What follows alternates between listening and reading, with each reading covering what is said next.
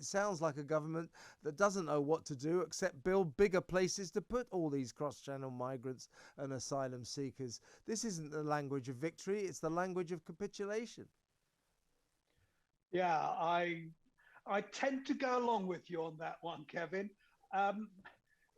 This morning, I made a comment to someone about the state of affairs with regards to illegal channel crossings and the government's way of dealing with it. And what did I think? And I said, well, I'd sum it up in 3 words: helpless, hapless, and hopeless. Frankly, it's been Very good. You should absolutely get a job on the newspapers, Alp. appalling. That's very good. I'm too old for that. I leave that to you guys. I loved your opener, by the way. Look, it depends why they're doing this. If they are trying to save money, yes, okay, I'll go along with that. I think rather than putting those who are trying to get in claiming asylum, but economic migrants by any other name, if it's to try and dissuade them from coming here, and if it's going to mean that the taxpayer has to pay a little less than he's paying at the moment, then yeah, I have no problem with that. The problem I do have with it is that this is sort of institutionalizing accommodation for asylum seekers. And that I think is dangerous. It most certainly will not dissuade people from coming across. It's not going to put off the people smugglers. If anything, it's going to attract people, frankly.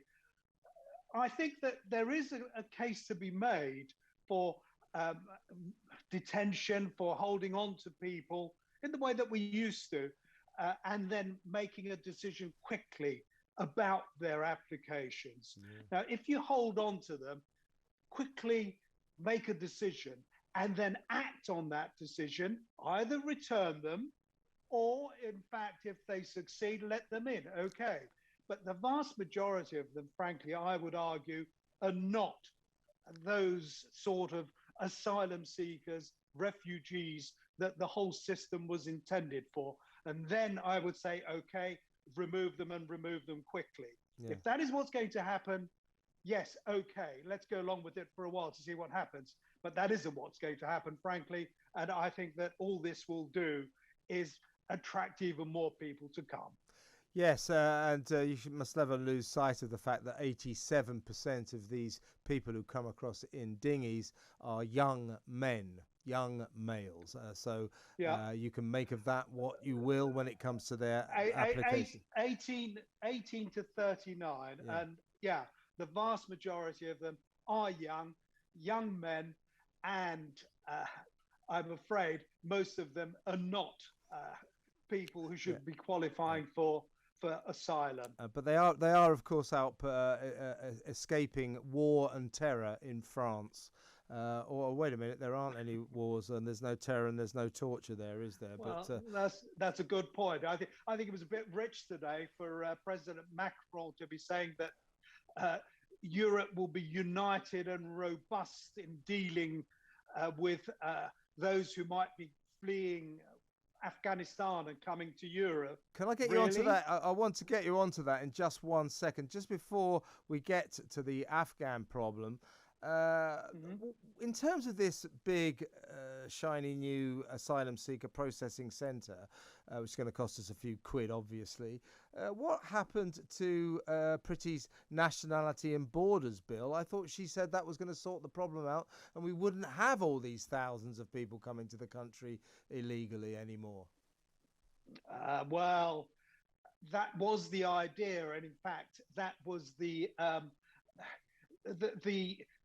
blurb that we had and the spin that we had ahead of the bill's introduction.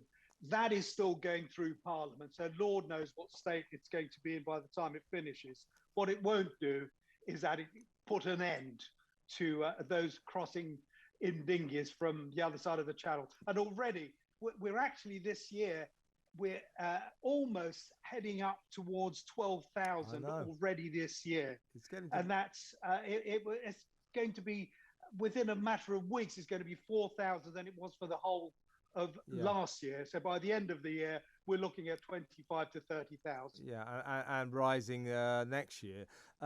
So let's move on, if we can, up to the Afghan situation. Running out of time, but I want to get your comments on it. Macron talking very tough about Afghan immigrants, people who will want to escape the horror of Afghanistan and come to Europe. Many of our MPs are taking the opportunity to virtue signal and saying these poor forlorn people, we must let them all in. I mean, I'm very much in favour of giving refuge to Afghans who have helped us and worked for us out there in Afghanistan. But I think we have to be very careful in terms of just opening the gates to come one, come all, because we know from past experience that when you say you can all come, the Taliban will put its own people among the migrants, and they'll come here and sow the seeds of more terrorism. So we have to be slightly careful with who we let in from Afghanistan, don't we? More than slightly careful. I think we have to be extremely careful. Right. I go along with you. I think that there are going to be genuine asylum seekers. There are going to be people who have worked for us. And frankly, I think it's our duty and our responsibility to make sure that they're going to be safe, because whatever the Taliban may have said today and whatever smooth talker they got in front of the cameras to claim that everything is going to be fine, I don't believe it, frankly. I think that people in Afghanistan are going to be in for a hard time. Yeah, I agree. However, you're absolutely right. Mrs. Merkel made the mistake in 2015 and saying, yes, you can all come, you're all welcome. Well, she soon regretted that one, even if she said afterwards that she didn't.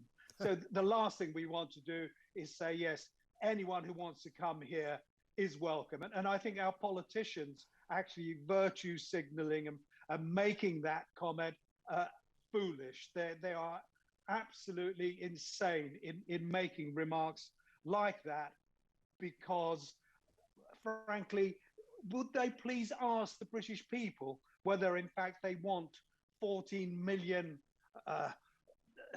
that's the women alone in Afghanistan? Are you saying that every single woman should be able to, from Afghanistan, should be invited to come over, or indeed all those who are against the Taliban, all 30, 35 million of them? I mean, that's just absurd. Yeah, we've got to be careful. We should be even hitting. We've got to be careful, Alp. I'm afraid time is against it, but it's always a pleasure to talk to you. And by the way, when you said that Mrs. Merkel said she had no regrets, it's very reminiscent of Joe Biden last night when he said he had no regrets about his decision to leave Afghanistan. In other words, never trust a politician when they say they have no regrets. It means they have lots of regrets. Great to talk as always, Alp. You bet. Thank you very much. Take care. Bye-bye.